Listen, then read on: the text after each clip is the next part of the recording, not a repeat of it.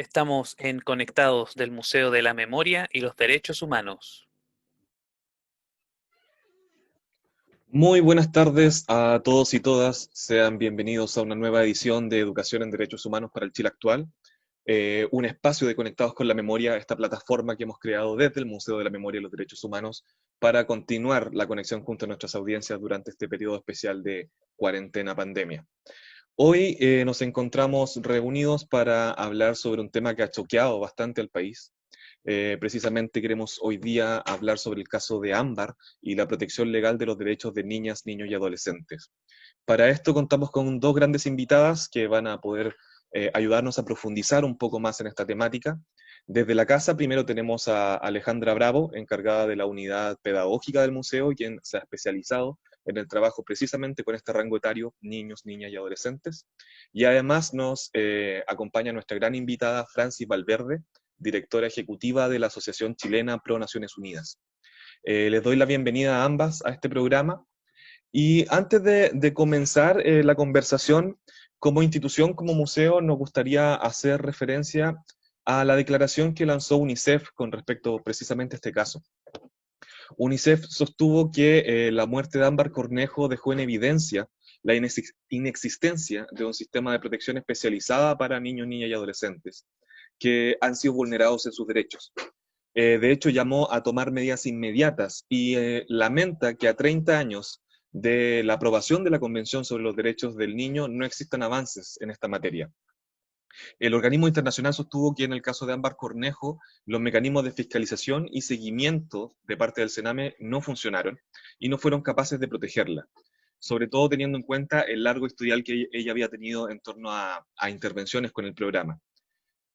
También UNICEF recordó que las diversas crisis que ha tenido el Sename en nuestro país han sido documentadas tanto por organismos internacionales, informes e investigaciones nacionales e internacionales, y lamentó que en estas 3 décadas Chile no haya sido capaz de avanzar precisamente en la protección efectiva de niños, niñas y adolescentes.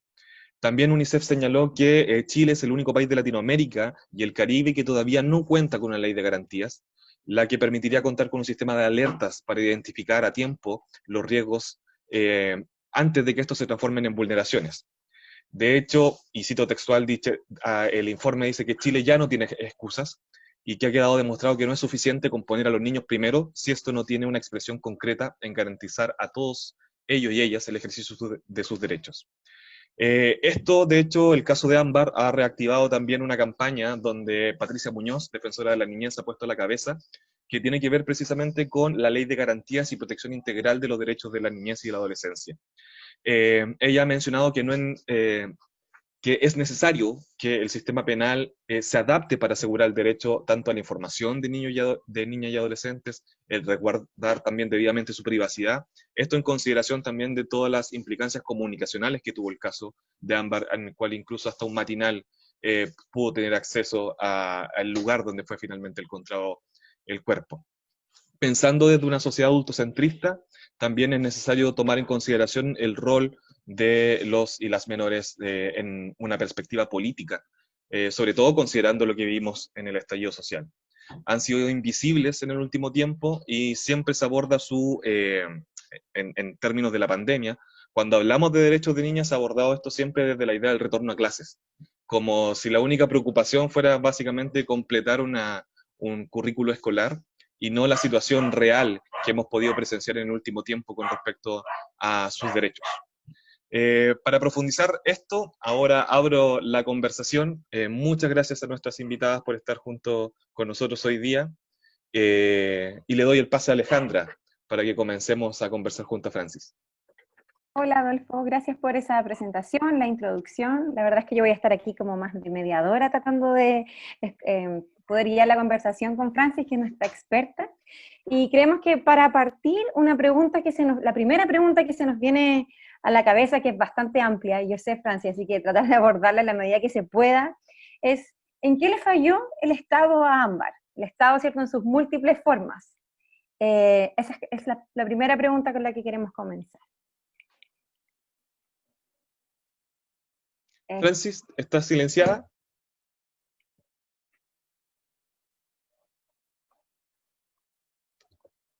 Tienes que Perfecto. Hola, muy buenos días, muchas gracias por la invitación.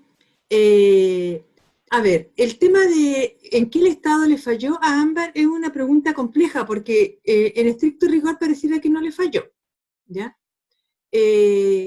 Porque en la práctica Ámbar es una más de las muchas niñas y niños que están gravemente afectados y vulnerados en sus derechos, que no están recibiendo la protección que le corresponde, dado que el Estado de Chile no cuenta con un sistema de protección integral de derechos. Y enfatizo esto en un sistema de protección integral de derechos porque lo que existe en este momento es un servicio. Un servicio es una, administrativamente y jerárquicamente, es una instancia menor dentro de un ministerio, que en este caso es el Ministerio de Justicia, que supuestamente tendría que estar preocupado de la protección especializada de todos los niños y niñas que están gravemente afectados en sus derechos, pero que en la práctica no tiene la capacidad de hacerlo, dado que no tiene potestad, no tiene capacidad, no tiene las competencias que le permitirían realmente proteger a todos los niños y niñas que están gravemente vulnerados en sus derechos. Y esto tiene que ver con una temática mayor que está referida a que en Chile no existe una ley de protección integral de derechos, ¿ya? Que obligue y mandate a todos los servicios, a todos los ministerios y a todos los poderes del Estado en relación a cómo enfrentar vulneraciones graves de derechos de niños, niñas y adolescentes. Entonces, cuando uno se pregunta qué falló, claro, falló todo entonces. Esa sería como la respuesta brutal, ¿no? O no falló nada, ¿ya? O sea, no falló nada porque esto sigue pasando, ha pasado, se ha planteado, se ha dicho, hay informes nacionales, internacionales que explicitan detalladamente las falencias que tiene el sistema.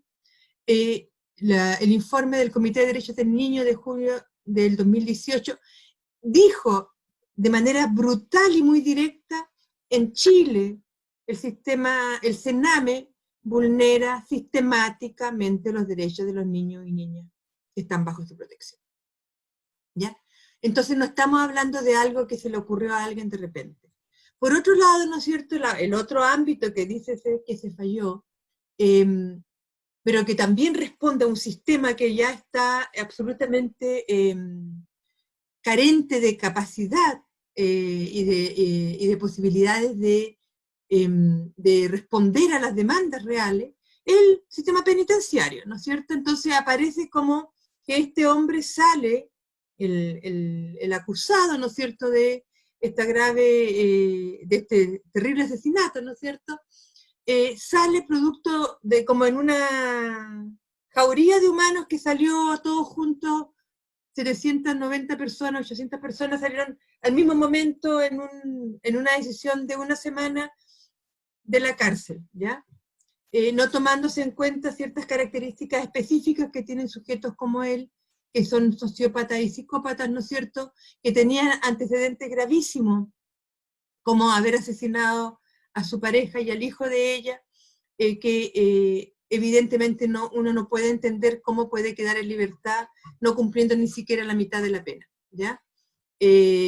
Porque evidentemente uno no podría aceptar que es buena conducta el mantener la celda limpia y portarse bien, ¿ya?, cuando se es una persona que ha cometido esa gravedad, esos crímenes de ese nivel de gravedad. Por otra parte, ¿no es cierto?, también una podría plantear de que hay una falla en las instituciones que estaban a cargo de ella en el sistema de protección especializada, ¿no? Concretamente la instancia, en este caso, el programa de Serpage en Villa Alemana, que no habría tenido la capacidad, ¿no es cierto?, de darse cuenta, ¿ya?, del nivel de riesgo en que estaba Ámbar en ese momento, y que ella de alguna u otra manera habría planteado ese nivel de riesgo a su dupla seguramente, o a la persona que estaba a cargo dentro del programa. El tema es que esto se produce en un contexto dramáticamente adverso, se produce en pandemia, se produce con tribunales cerrados, se produce cuando en general a los niños y las niñas y a las adolescentes no se les cree lo que dice, ¿ya? porque habría que haber hecho una denuncia a tribunales para que tribunales hubiera puesto una medida cautelar para proteger a la niña, pero a la vez enfrentar la situación de este hombre, ¿no? Todo lo que está ralentizado de una manera extrema producto de la pandemia, ¿ya? Entonces, el contexto es un contexto extremadamente adverso. Nosotros tenemos la convicción de que si hubiera habido una ley integral de protección de derechos de niñas y niños y adolescentes, Ámbar estaría viva. Tenemos esa convicción, ¿ya? El tema es que en este país no se quiere tener la ley de protección integral de derechos. En realidad ya no hay ningún fundamento, ¿ya? Para que Chile, a 30 años de firmada la convención, que hoy día se celebra, ¿no es cierto?, la firma de la convención y la ratificación de ella, no tengamos una ley de protección integral de derechos. Y la inexistencia de esta ley facilita, ¿ya?, que crímenes de esta magnitud ocurran, pero las vulneraciones cotidianas que están viviendo niñas y niños sigan ocurriendo.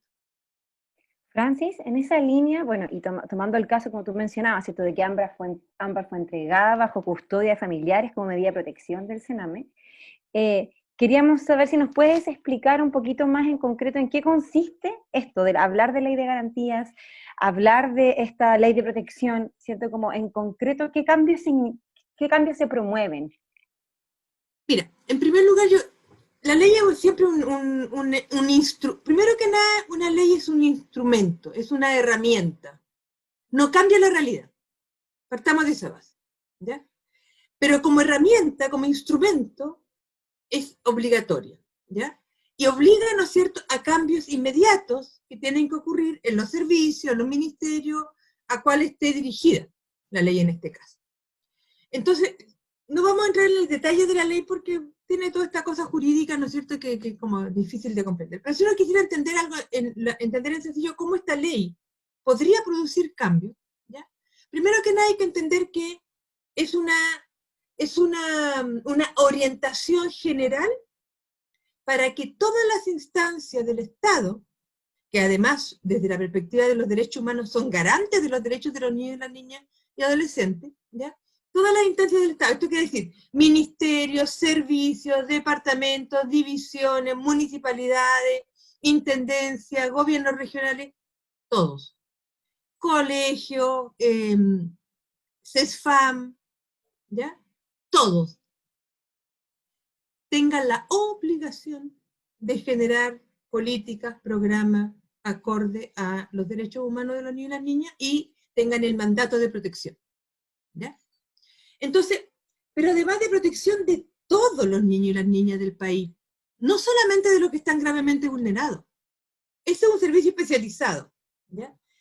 Una ley integral de protección es para todos los niños y niñas. Y lo importante que tiene eso es que tiene el mandato de prevenir las vulneraciones.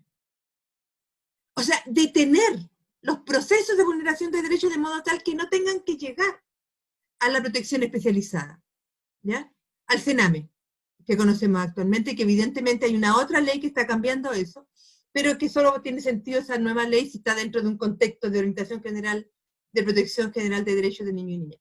Lo que da cuenta, ¿no es cierto?, es que si tenemos una ley de protección integral, la universalidad de los derechos se respeta, se reconoce, se pone en práctica, ¿ya? Entonces no hay que ser niño bien pobre, niño bien vulnerado, niña maltratada y abusada sexualmente para que la ley la proteja. Protege a todo niño y niña, especialmente y ojalá que no esté siendo vulnerado. Lo protege de maltrato escolar, por ejemplo. Lo protege de situaciones de humillación pública o familiar. Esto de la tendencia que tenemos los y las adultas a mirar a los niños como si no pensaran, ¿no es cierto? Como si no tuvieran ideas, como que en realidad prescindimos de sus opiniones, ¿ya? Pero todos los niños y niñas tienen opiniones. Todos los niños y niñas tienen una noción de dónde viven, de por qué están viviendo de esa manera, ¿ya? Todos los y las adolescentes tienen una imagen de país que les gustaría tener, ¿ya? Entonces, una ley de protección integral promueve esa participación Y en la medida que todo niño y niña y adolescente participa, se generan mayores mecanismos de protección y autoprotección. Un niño y niña y adolescente informado, un niño y niña que conoce los riesgos que hay en la sociedad, un niño y niña que sabe a dónde dirigirse cuando hay una vulneración de derechos, o se siente afectado o tiene un conflicto grave, es un niño y niña que no va a ser abusado, ¿ya? Por una Claro, parte. El segundo escuchándote, elemento... no, sí, perdón. No, continúa y de ahí te hago la pregunta. Es que este es el paraguas grande. El segundo elemento de ahí es que establece que a nivel territorial tiene que haber protección administrativa, o sea, tiene que haber una protección permanente de los derechos de niños y niñas, de modo tal que haya un centro, una oficina, como lo queramos llamar, al cual los niños y las niñas del territorio pueden acudir cuando sienten que están afectados sus derechos. Y lo relevante de esa instancia a nivel territorial es que esa instancia puede tomar medidas, lo que se denominan administrativas, que tienen que ver básicamente con acuerdos con la comunidad, con la familia, en términos de educación, de programas específicos, por ejemplo, de control de ira, de enfrentamiento del maltrato, pero es pertinente, está adecuado a la cultura, a la historia del territorio en el cual se está dando. Y el tercer elemento y final es que todo niño, niña que habita Chile, aunque pase de turista por Chile, ¿ya?, es un niño que se siente y está protegido, se siente seguro y que tiene las herramientas para enfrentar cualquier conflicto que vivencie. Por lo tanto, por ejemplo, si lo ponemos ahora en la pandemia, ¿ya?, si hubiera existido esta ley, ese centro o oficina, como lo queramos llamar, que está a nivel territorial, tendría que haber ido a la casa de los niños y las niñas, a ver cómo estaban. Tendría que haber establecido mecanismos para que ellos pudieran salir, porque no podrían estar encerrados 5 meses y ahora recién acordarse que los niños, parece que es bueno que salgan 1 hora diaria, ¿no? O sea, habría habido un mecanismo mucho más inmediato de proteger la posibilidad de vulneraciones de derechos en el espacio familiar o comunitario. Disculpe Claro. que me haya alargado. No, está bien, no, porque es súper claro. Escuchándote así tan tajantemente, tan categórica y como tan, donde es tan evidente también el por qué la necesidad de estos cambios, la pregunta que cabe así como de forma inmediata es tratar de entender qué es lo que pone freno a esto. O sea, ¿por qué el veto? ¿Por qué no? O sea, ¿cuál es el contraargumento que se entrega? Mira, yo llevo 35 años más, pues llevo 45 años trabajando, luchando por los derechos humanos. Durante la dictadura estuve en la Comisión Chilena de Derechos Humanos. Y desde el año 90 estoy trabajando en el tema de derechos de niños y niñas. Y desde el día 1 hemos estado peleando por una ley de protección integral. Han habido diferentes excusas. Primero, que era más importante la reforma procesal penal, porque esta también era una reforma muy importante. Después, ¿no es cierto?, que el costo de hacer una ley de protección integral es muy alto y el país no estaba en condiciones. Siempre había una excusa.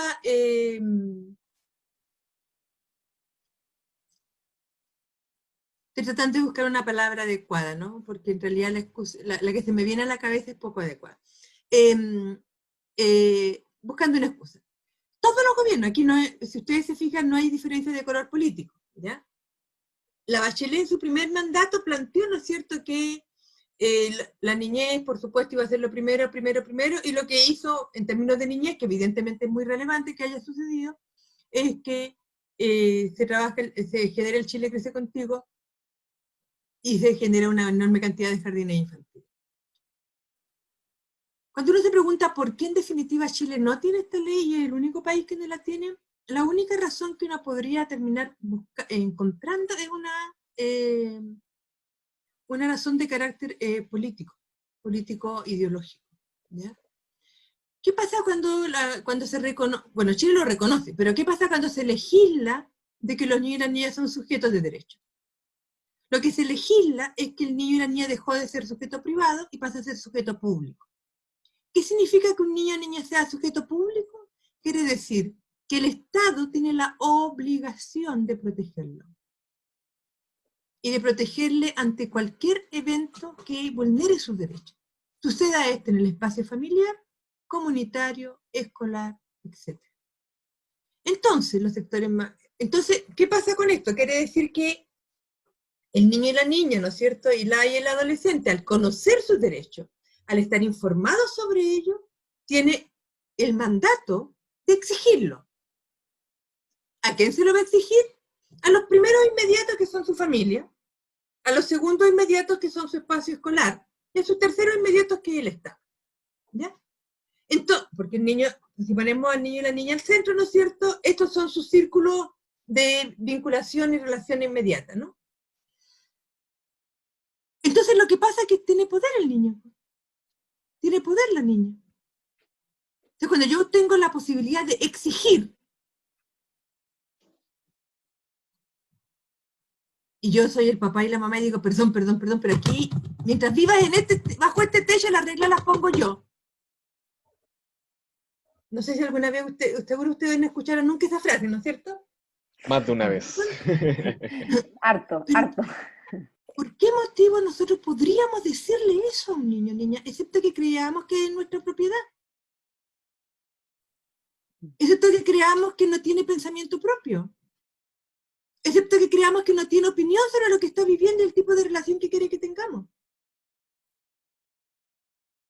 Entonces, una de las grandes fuerzas en contra de la ley es la que plantea que los niños son propiedad de los adultos. Dice, los niños son propiedad de mía, dicen muchos, todavía lo dicen.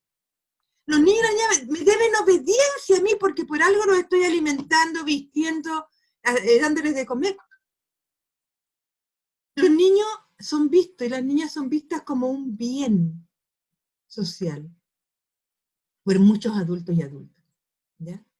Entonces me lo imagino y digo, ¿en qué colegio lo pongo para que tenga buenas redes? ¿Para qué? Pero el porcentaje de personas que pueden hacer esa disquisición es así de pequeño. El 70% de los niños y niñas en Chile tienen que ir al colegio que pueden nomás. ¿Ya? Y entonces, la discriminación pasa a ser un dato fundamental del tipo de relación que se establece. Por otro lado, ¿no es cierto?, cuando al niño y la niña se le reconoce como sujeto de derecho, por lo tanto se le reconoce poder, evidentemente pone en jaque el poder de los adultos. Y los y las adultas no sabemos cómo lidiar con eso. Porque la forma en que nosotros fuimos criados fue con el premio y castigo. ¿Ya? ¿Te portas bien? ¿Te portas mal? Y era una dicotomía total. ¿Pero tú vas a negociar con una niña de 4 años? No, pues me tiene que obedecer nomás. Haga lo que yo digo, hágalo de esta manera. Entonces, ¿qué pasa? Que no, ya no pasa eso, ¿no es cierto? No sé si ustedes tienen hijo o hija, pero claramente ahora hay que negociar nomás. ¿Ya? Pero no en todos los sectores, no en todas las culturas. ¿Ya? Entonces, las culturas familiares me refiero, ¿no? Ahora la convención en eso es súper cuidadosa. Fíjense que la convención, de hecho, una de las críticas que se le hace a la convención es que es súper familista. ¿Ya? Tiene cerca de, el otro día saqué la cuenta y ya se me olvidó el número, pero entre 10 y 12 artículos que refieren al rol de las padres y de las madres. O sea, no tienen nada de imposibilidad de que la familia adopte medidas en relación a la crianza, a la cultura, a la religión. Es decir, cuando nosotros bautizamos a un niño o niña, le estamos imponiendo nuestra religión, ¿no es cierto? Entonces, eso no está bajo ninguna circunstancia impedido, todo lo contrario, está explicitado de que los padres y las madres tienen ese derecho. Entonces, es un temor básicamente, yo diría, casi de clase. Francis, y ya que mencionas la convención, algo que yo creo que podemos compartir todo es que Chile tiende a ser un país que se compara con el resto, esta idea de los jaguares de Latinoamérica, esta idea de los ingleses de la región. Pero algo que hemos aprendido durante las distintas ediciones de este programa, que en distintas materias relacionadas a derechos humanos de pueblos indígenas, derechos humanos medioambientales, en este caso derechos humanos de niños y niñas y adolescentes, la verdad es que si nos comparamos en términos concretos con los estándares internacionales de protección de estos derechos, es que Chile queda bastante al debe. ¿Cuáles son los estándares internacionales que en este momento existen en torno a la protección de este sector etario particular? A ver, los estándares se asume que son los diferentes artículos de la Convención y sus principios, como elemento fundamental. Por lo tanto, Chile no solo está al debe, Chile es el segundo país más segregado socioeconómicamente, por lo tanto, el efecto en niños y niñas es altísimo porque los niños y las niñas son los más pobres de los pobres dentro de la estructura social de nuestro país y de muchos países latinoamericanos, ¿ya? Segundo, somos el país que más maltrata a los niños, ¿ya? Estamos, en América Latina somos el segundo país más maltratador, ¿ya? Los datos de UNICEF que entregaron ayer son brutales, o sea, el 65% de los niños y niñas en Chile son maltratados por sus propios pares, por su propia familia, ¿ya? El abuso sexual en Chile es altísimo, vergonzosamente, o sea, es algo que no podemos, y son las niñas las más afectadas, evidentemente, del abuso sexual, ¿ya? Entonces, en términos de datos, acaba de llegar el último dato que sacó el Observatorio Niño y Adolescencia, de que hay 34.000 y tantos niños contagiados de COVID, ¿ya? Cuando los niños no se contagiaban, ¿se acuerdan ustedes que los niños no se contagiaban? Y hay 1.000 y tantos hospitalizados en este momento. Entonces, pareciera ser que en nuestro país, en realidad lo que sucede es que no queremos ver a los niños. Los invisibilizamos, no existen. Excepto cuando hay, cuando tú lo decías muy bien al inicio, ¿no? Para ir a la escuela. Pareciera que el rol de los niños y las niñas es estudiar. No, esa es una de las cosas que hacen los niños y las niñas, ¿ya? Pero nosotros, los y las adultas, sí le ponemos ese rol. Porque yo no sé cuántos de nosotros le preguntan a los niños y niñas cómo les fue o cómo estuvo su día, ¿ya? En vez de decirle cómo te fue en la escuela, te portaste bien, te portaste mal, que tendemos, ¿no es cierto?, a plantearnos que los niños y las niñas son como sujetos peligrosos, porque cada vez que salen de la puerta de la casa le decimos, pórtate bien. ¿Y por qué está a priori que se portan mal? ¿Por qué le decimos pórtate bien siempre? ¿Ya? Entonces, yo no sé si uno se sentiría tan cómoda con que cada vez que sale de la puerta su pareja le dijera, pórtate bien. Seguramente al principio lo tomaría como una talla, la segunda vez lo quedaría mirando con cara de perdón y la tercera le diría, ¿qué te pasa, no? A menos que uno se esté portando mal. No sé si me explico, o sea, Sí, pareciera ser que cuando hablamos de la dignidad de los sujetos, la dignidad de los niños y las niñas no fuera la misma que la nuestra. ¿Ya? Y justamente lo que establece la Convención, ¿no es cierto? Y los derechos humanos en general es que todos los seres humanos nacemos con la misma dignidad y los mismos derechos. Entonces, cuando se plantea cuáles son los estándares que Chile no ha cumplido, por de pronto, el primero que no ha cumplido desde la lógica de la Convención es el que refiere a el tener una ley de protección integral de derechos. ¿Ya? Ahora, si lo miramos desde la perspectiva económica, la OCDE, ¿ya?, del cual nos sentimos tan orgullosos de ser parte y del cual pagamos todos los años una brutalidad impresionante de dinero, ¿ya? Ha puesto a Chile como el país que segrega educacionalmente de manera intencional a los niños y las niñas. ¿Ya? Entonces uno dice, perdón, y claro, la segregación educacional, ustedes saben que es mayor que la segregación socioeconómica en Chile.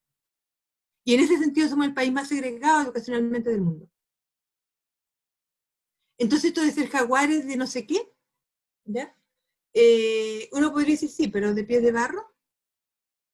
Y la pandemia dejó en evidencia que los pies de barro se difundieron rápidamente, ¿no? El aumento de la pobreza infantil va a ser brutal, lo que implica que va a haber mayor trabajo infantil, que va a haber mayor explotación sexual infantil, sexual comercial infantil, que va a haber mayor hambre, por lo tanto mayor desnutrición, que un porcentaje enorme de niños y niñas van a dejar el espacio escolar porque tienen que trabajar. Ese es Chile, ese es el Chile real. Francis, y Francis, estabas perdón. mencionando, disculpa, No pasa. Quiero tomar algo de lo que mencionaste, porque decías los niños y las niñas son los más pobres entre los pobres, entonces estamos haciendo como alusión a esta idea de interseccionalidad. ¿Mm? Y cuando hablamos, por otra parte, de los adolescentes, hay una cuestión que se vuelve particular en el caso de Ámbar, por ejemplo, pero que no es solamente este caso. Hay información inicial que da cuenta que a pesar de la denuncia que se había presentado por parte de la tía de Ámbar, se había retrasado el proceso de búsqueda. ¿Por qué no se prioriza el trabajo con adolescentes? Esto me retrotrae a lo que pasó precisamente con el caso del psicópata de Alto Hospicio, cuando empiezan a desaparecer estas menores que también son adolescentes, son pobres, son mujeres, y la respuesta inicial del Estado es decir, bueno, estas chicas o salieron a carretear o incluso llegaron a decir se están prostituyendo. ¿Qué pasa con el tema del adolescente? ¿Por qué hay prejuicios y discriminaciones que existen en torno a los casos de búsqueda de adolescentes? Pero no es de cualquier adolescente, son de los adolescentes pobres. Claro, O sea, porque cuando se pongamos las pierden cosas, en el sí, sector alto, en el cerro, los van a buscar con helicóptero inmediatamente. ese es el punto, ¿te fijas? Mm. O sea, la discriminación es social, la discriminación es una discriminación de clase, ¿ya? O sea, los sectores empobrecidos, los sectores marginados, los sectores más vulnerados en sus derechos, ¿ya? Los sectores que el Estado mantiene sobreviviendo, en definitiva, son sectores a los cuales las niñas, los niños y los adolescentes no son vistos, ¿ya? Entonces, cuando se extravía un niño o niña, cuando desaparece un niño o niña adolescente en ese sector, especialmente si es adolescente, pareciera ser que se escapó, se prostituyó, se fugó, se anda carreteando, ¿ya? Entonces, una siempre piensa,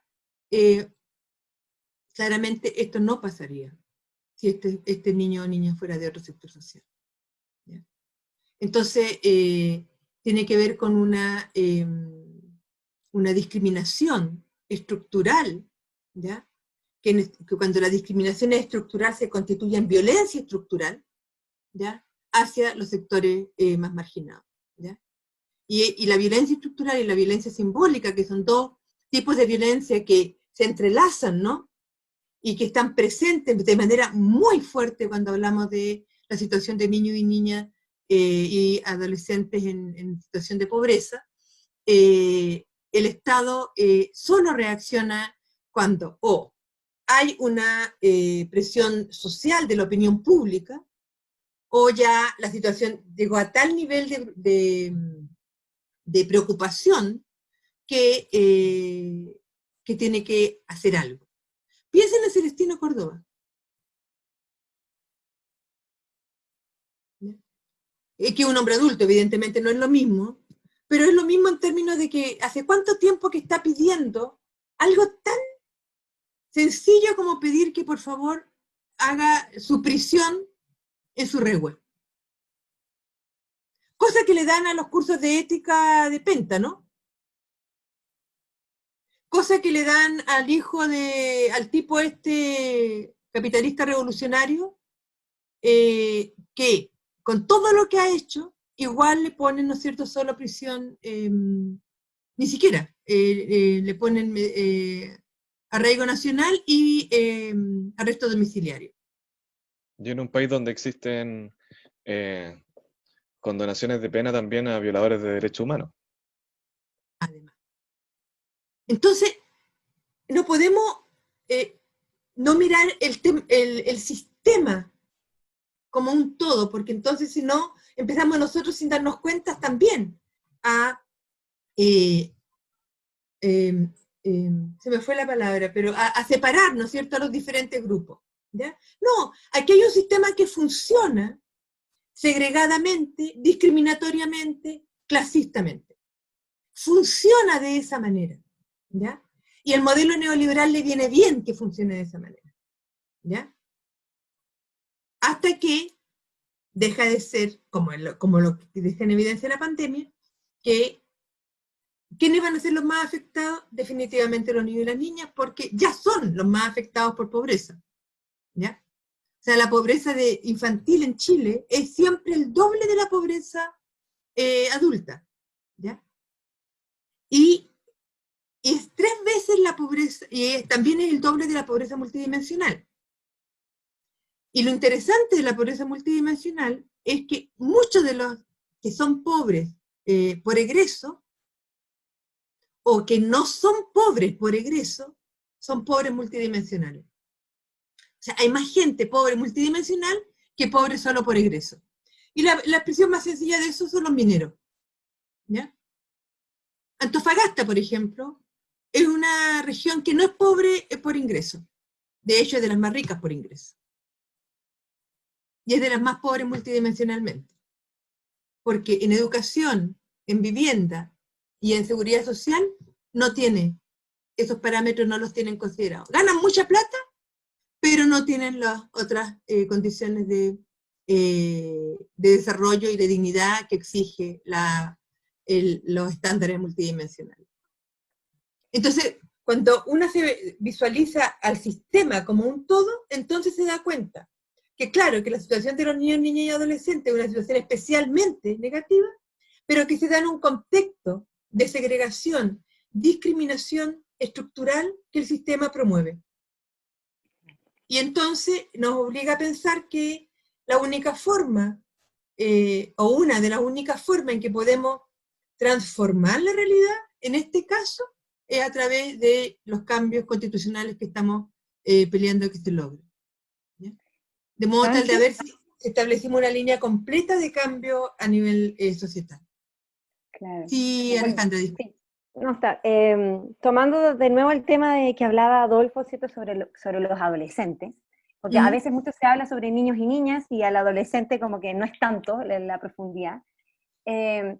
También, bueno, hemos visto, ¿cierto?, que tanto en la historia de Chile hay muchos movimientos sociales, por qué no hablar del último, ¿cierto?, de octubre, que han sido protagonizados por adolescentes.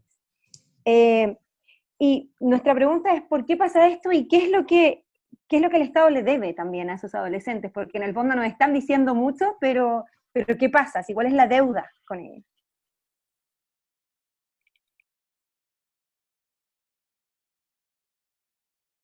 Es que me hace ruido, yo tengo un problema con las deudas, ¿no?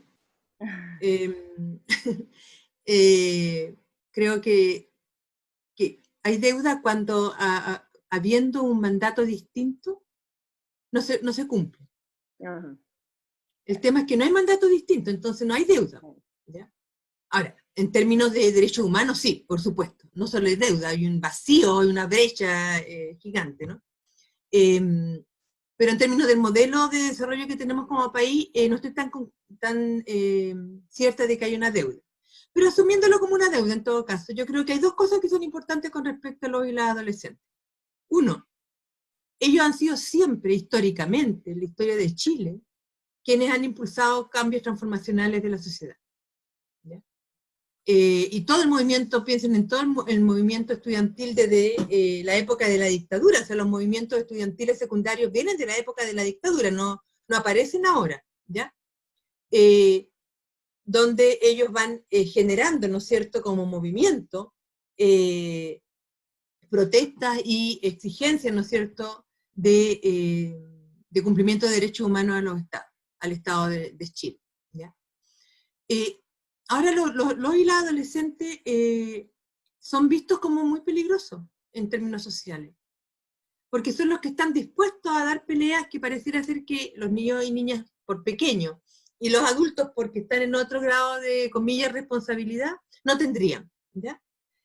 La última, el estallido social del 2019, de octubre del 2019, muestra que ellos lograron coherentizar, ¿no es cierto?, las demandas de muchos sectores sociales, ¿ya?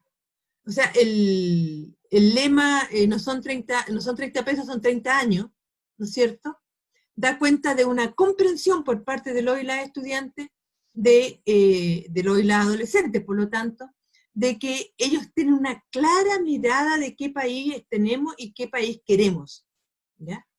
Y lograron, ¿no es cierto?, aunar y mantener, o sea, la primera línea es mantenida por juventud, ¿ya?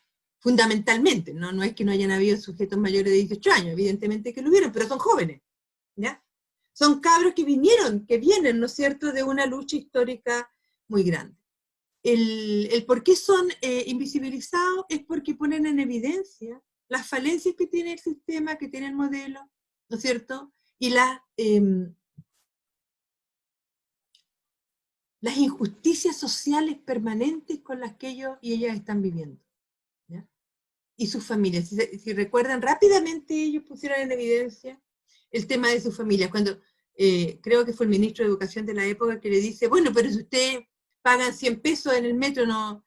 Bueno, pero nuestras familias son las que se mueven en el metro. ¿Ya?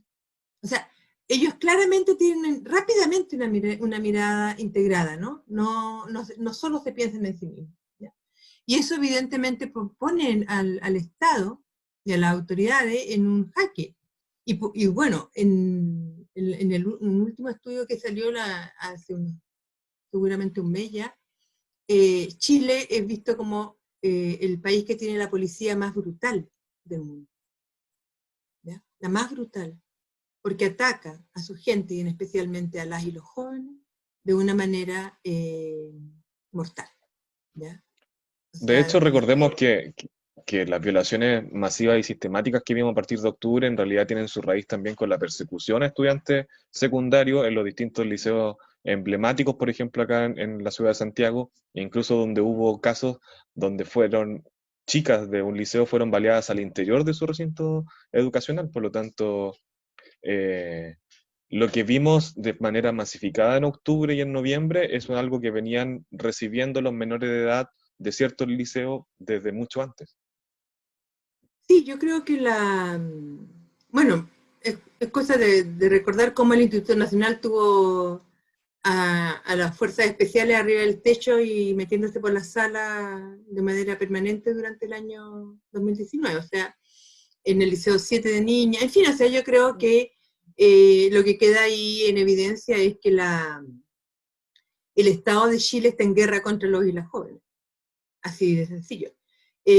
Lo mismo pasa, ¿no es cierto?, con el pueblo mapuche, con los niños y niñas mapuche, o sea, los niveles de discriminación que tenemos en la sociedad son altísimos, pensemos en los niños migrantes, ¿ya? O sea, este país, este Estado, ¿ya?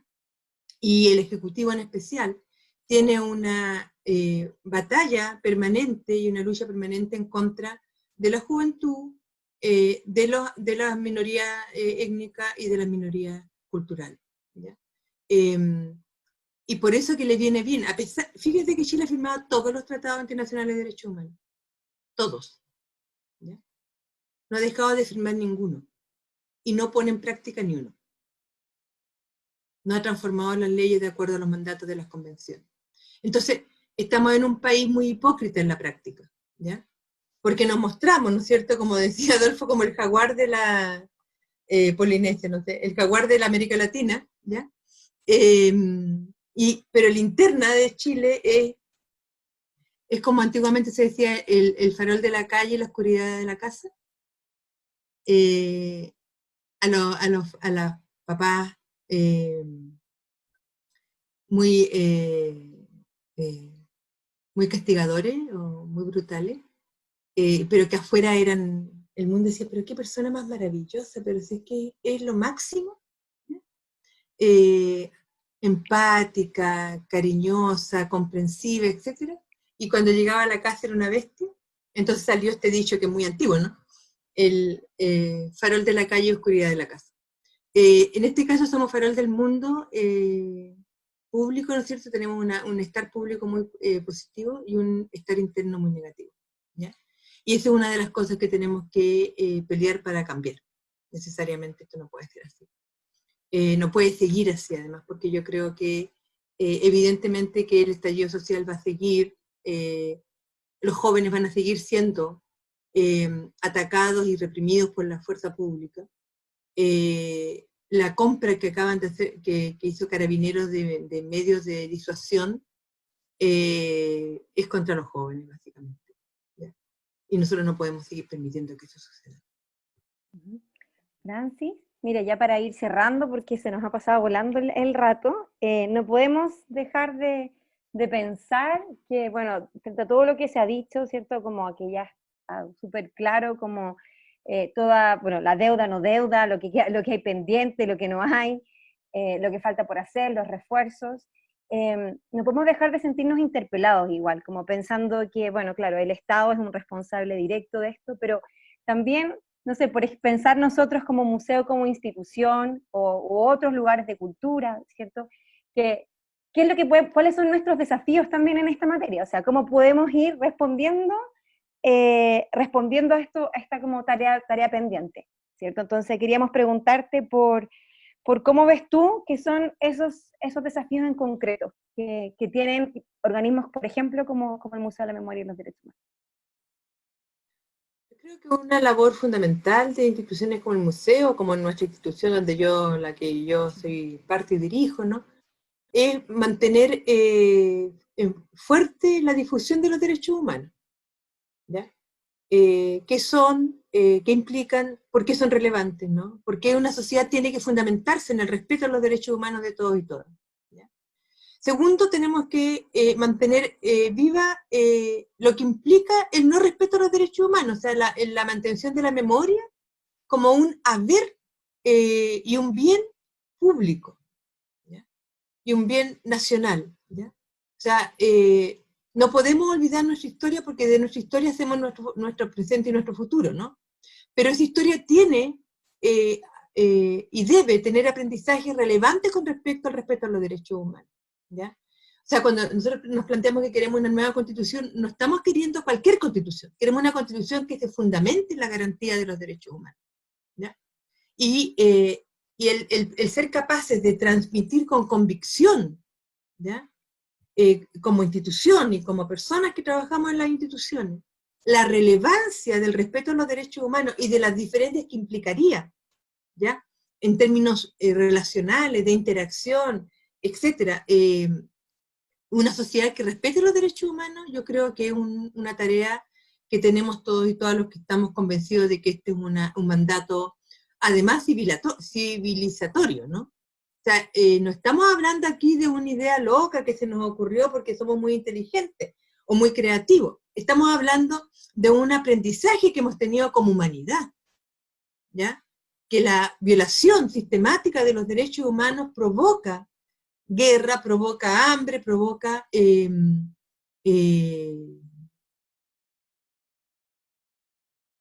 dramas sociales extremos que no podemos seguir permitiendo que continúen, ¿ya? Entonces yo creo que el desafío nuestro, uno, es mantener nuestras líneas de trabajo lo más amplias posible, lo más difundidas posible, ser lugares de acogida además, ¿ya? Vamos a tener que convertirnos en lugares de acogida, espacios como el museo, ¿no es cierto?, donde pueden llegar expresiones de distinto tipo de los diferentes grupos sociales que tenemos en nuestra sociedad y que puedan expresarse en ese espacio, ¿no? O sea, hacer espacios abiertos, en definitiva, ¿no? Y ser espacio educativo, ¿ya? O sea, tenemos que educar en derechos humanos, tenemos que educar en nuestra historia, tenemos que educar en nuestra memoria, de modo tal de que todos y todas sientan que son parte de una construcción y de una transformación societal. Yo creo que una de las cosas que el neoliberalismo ha generado con mayor profundidad es que nos haga sentir que somos nadie, ¿ya? No somos nunca reconocidos. Podríamos no existir y nadie se daría cuenta. Eso es lo que tenemos que romper. Porque tú, yo, cada uno de nosotros es importante. Tenemos que ser capaces de reconocer al otro en su relevancia, de modo tal que cuando lo reconocemos en su relevancia, el actuar en colectivo pasa a ser un mandato. Y eso es lo que yo creo que tenemos que trabajar. Cuando hablamos del reconocimiento de los derechos humanos y que de nuestros desafíos tienen que ver con ello, entonces lo que estamos diciendo es que tenemos que estar con los otros. Juntos con otros vamos a poder hacer transformaciones. Aisladamente, como nos dice el modelo neoliberal, individualmente, yo solo me rasco con mis propias uñas, yo solo salgo adelante, eso es mentira. Ya ha quedado en evidencia con la pandemia. Es mentira, ¿ya? Entonces, yo creo que por ahí van nuestros desafíos. Bueno, como muy bien dices tú, Francis, el neoliberalismo nos fuerza a la competencia nos fuerza a la soledad, y la soledad finalmente nos fuerza a la infelicidad. Yo creo que en ese sentido, tanto la institución como la que tú representas y la que nosotros en este momento nos acoge, tenemos que ser precisamente espacios de diálogo y espacios de construcción colectiva que nos permita ir superando esto. Bueno, en honor al tiempo, queremos agradecer a todas y todas las personas que se sumaron a esta transmisión, recordarles que este programa va a quedar en nuestro canal de YouTube, en nuestro repositorio, y además van a poder encontrarlo en la web conectadosconlamemoria.cl.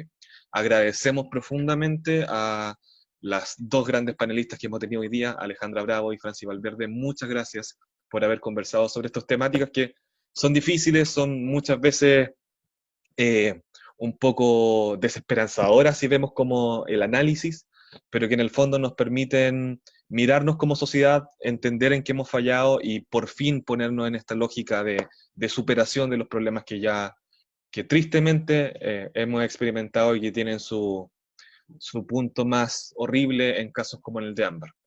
Así que muchas gracias nuevamente a ambas por permitirnos, a quienes no somos tan expertos en estas temáticas, poder entender el macro de lo que estamos viviendo en términos de los derechos de niños, niñas y adolescentes en nuestro país. Les invitamos a que sigan conectados con nosotros. El próximo viernes podrán encontrar una nueva edición de Educación en Derechos Humanos para el Chile Actual por nuestros mismos canales. Muchas gracias nuevamente a nuestras invitadas y a nuestros espectadores y esperemos encontrarnos en una próxima edición. Que estén muy bien. Bueno, muchas gracias a todos y todas. Recordar que el asesinato de Ámbar no solo es el asesinato de una adolescente mujer, sino que es un femicidio, ¿ya? Una mujer más ha sido asesinada en nuestro país, una mujer nos falta. Muchas gracias. Gracias, Francis. Gracias, Francis. Que estén bien. Nos vemos.